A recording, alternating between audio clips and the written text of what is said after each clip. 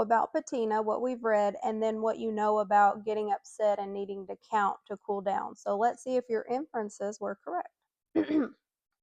The first thing I do in the morning every Monday, Wednesday, and Friday is send Ma a text message of a smiley face, just to let her know I'm thinking about her on the day she has to get her blood cleaned. And when I say cleaned, I don't mean cleaned like scrubbed. You try to scrub blood, you just wind up with nasty red hands.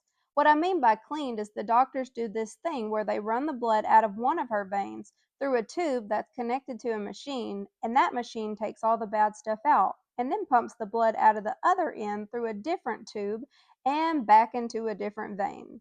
Takes like 3 or 4 hours and leaves her super tired, but she got to do it because the sugar also broke her kidneys. And when your kidneys don't work, your blood gets dirty. And when your blood gets dirty, it basically messes all kinds of other stuff up inside you. Think about it like this. When you get dirt in your shoe, do it feel good? Nope. It makes you walk with a limp. Like there are little fires blazing between your toes. And when you get dirt in your eye, can you see? Of course not. And it burns like crazy too.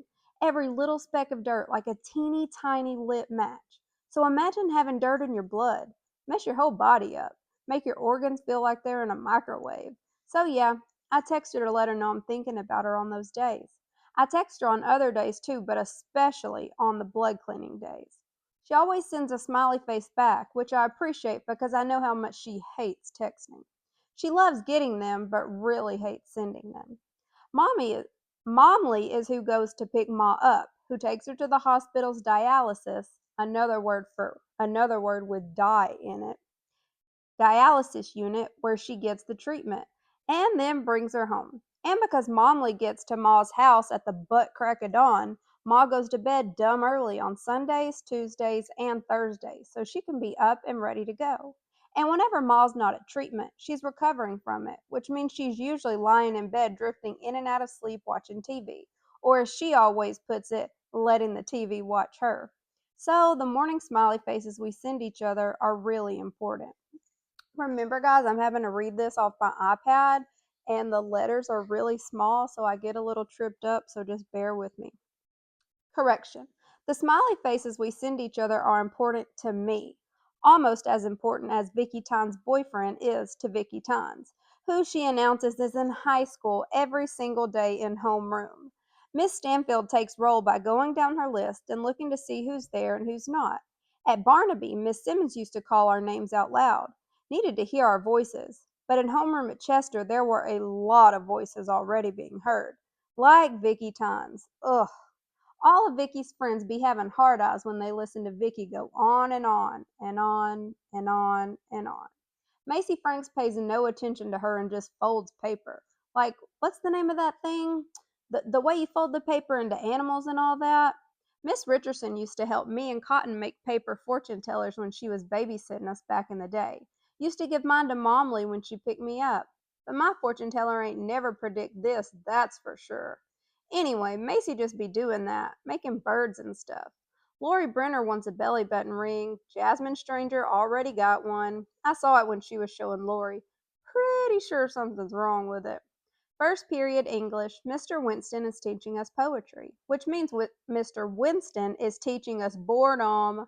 My uncle said, tell Mr. Winston to teach y'all some Queen Latifah. At Chester? Right. Remember the whole think about cannons thing? That's because we've been learning this one called the Charge of the Light Brigade.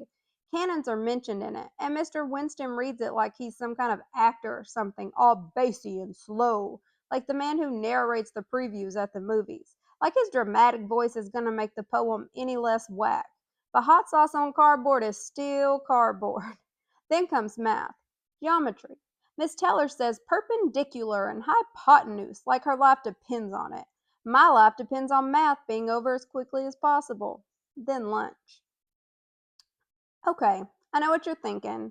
What you think I'm going to say. You think I'm going to go on some kind of rant about how the cafeteria is basically some kind of meanie mealtime and little old Patty Waddy doesn't have a group so she can't find a seat, right? When, right? Well, right. Kinda, but not exactly. See, the real issue with the cafeteria is that it's tiny, like teeny tiny. It's almost as if when they started this academy, they didn't expect there to be so many people who would actually come to get academy. They probably never thought regular kids from regular neighborhoods and regular schools would end up here. But here I am, looking for a seat in a space as small as the church we go to, and with just as much noise, but none of the spirit. Point is, there was never enough seats, which was okay because I never sat down anyway. I would basically just do a few laps around the room, scarfing my pasta bolognese, which I found out was not pasta or bologna. It was actually just regular spaghetti. But yeah, I just circled the room because when you keep moving, people think you're going somewhere. Like you on a mission and shouldn't be bothered, like you busy. And that's better than people realizing that you're not busy at all. That you're not okay with lunchrooms that don't have trays and ain't got big enough spaces to disappear in, and that stink of weak old dirty mop water, which I know is the familiar smell of love and friendship. Usually on the 10th lap, my food would be gone and the bell would ring. I had it all timed perfectly, but today on lap number 2, barely into my salmon teriyaki, which, by the way, should be called teriyaki salmon, the same way barbecue chicken is barbecue chicken and not chicken barbecue. I swear, Chester. Always on lap. Anyway, on lap 2, Becca stood up from her seat like a bird who just popped its head out of a nest and waved at me. Well, not at me, but she waved me over, and I felt funny, like confused and weirded out and skeptical. And yeah, I can't front, a little excited. I cut between the tables, holding my plate steady, and once I got to where she was, smack in the middle of a crowded table full of, well, girls on either side of her eating and talking and laughing, she said, "What are you doing?" "What do you mean?" I replied, pretending like I hadn't just been acting like a lunch monitor, trying not to drop my plate while forking my fish.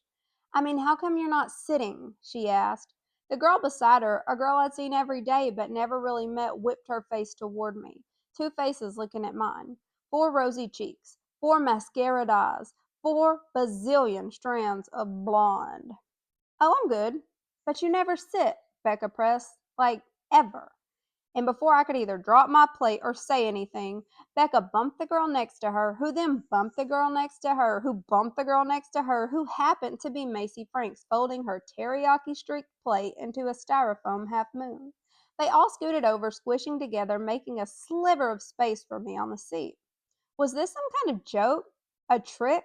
A scheme for Becca to milk me for info about Frida or something?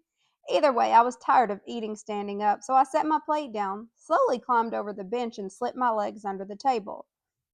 Excuse me. Then, as if none of this was a big deal, Becca turned back to her conversation. A ditzy discussion about music in space. And I turned back to my salmon teriyaki. Yeah, kinda awkward. After lunch, it was time for my favorite girl group. I mean, history. Miss Langford was standing at the board chewing the last bit of her lunch as we filed in and took our seats in our assigned group clusters. Don't forget to figure out when you're going to meet outside of class to work on this. Not everything can be done in school. Miss Langford wiped crumbs from the corner of her mouth. Looked like she may have had crackers for lunch. Definitely not salmon teriyaki. Hopefully today everyone is prepared to share with their partner some more new findings about the person you have all chosen. "Hey," I said, first scooting my chair up to the desk. TNT sort of spoke back. Sometimes their highs sounded more like hmps, but only to me. Their highs to Becca came out with weird no-touch hugs, but whatever. "Hey, Patina," Becca beamed, much warmer than the other two girls, as if I hadn't just been sitting next to her at lunch. She pulled out the materials we put together. Well, really the stuff I put together. The photos of Frida I found on Google. Then the three of them looked at me like I had something magical to say. I returned the stare, blank face. "So, anything new we should know about?" TT started, but couldn't remember Frida's name. Frida. "Yeah, Frida. Anything new we should know about her?" She cocked her head to the side. I imagined her brains oozing out of her ear. All right, I'm going to read one more page for today's reading, and then I will finish the rest of the chapter for you tomorrow. "You tell me," Me equals running out of patience. I watched the movie about her online last night, Becca blurted out all excited. Well, I watched some of it. There's Spanish in it, and that threw me off. But I saw the part where she was in school and on the bus with her boyfriend, who, by the way, was hot. Just saying. And the bus got in an accident, and gold dust went everywhere. And the next thing you know, Frida is just lying there all bloody, a mess. And then she's got a cast over her whole body. She's painting butterflies on the cast after the cute boyfriend moved to Europe, which I was like, what? No? So yeah, TNT turned their attention back toward me to see if Becca was right. As if I'm some kind of expert on gold dust, butterflies, and blood. That's what's up, Becca, I said, smiling, nodding. But there's some details you left out. Here's the thing. At this point, I'd already come to grips with the fact that this group project was going to be a Patty project. Miss Langford told us from the very beginning that there would be one grade given, so everybody had to do a fair share. But how in the world was I supposed to tell the Ta Taylors to get it together? How was I supposed to say, yo, I ain't doing all the work? I guess I could have just said it like that, but I didn't want no static. I didn't want to be on nobody's bad side, especially since I wasn't even really on anybody's good side yet. Matter of fact, I wasn't on nobody's side. Period.